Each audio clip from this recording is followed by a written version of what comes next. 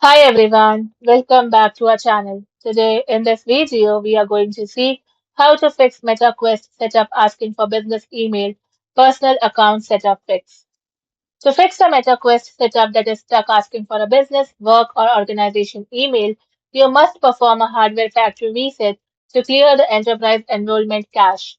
This prompt occurs when the setup for an organization option is accidentally selected during the initial pairing, or if a used headset remains registered under a business profile. Why you are seeing it? Accidental selection.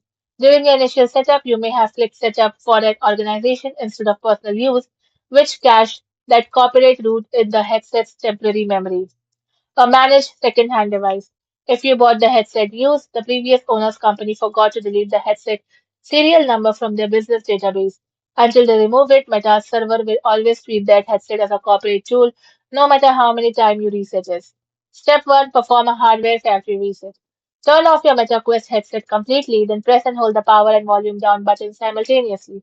Keep holding until the dark boot screen loads inside the headset. Use the volume buttons to scroll and highlight factory reset. Now press the power button to select it and highlight yes or confirm, and press the power button again to wipe the device. Step 2. Set up a personal account online first. Go to the official Meta authentication portal on a computer or phone. Log in using your existing personal Meta account or choose create an account using your personal email. Complete an email verification and set up your Horizon profile completely in the browser. Step 3. Complete the headset setup for personal use. Open the Meta Horizon companion app on your mobile device and log into the personal account you just verified. Power on your freshly reset headset and select your language and Wi-Fi network. When prompted by the setup instruction, do not select connect to your organization or any work school path.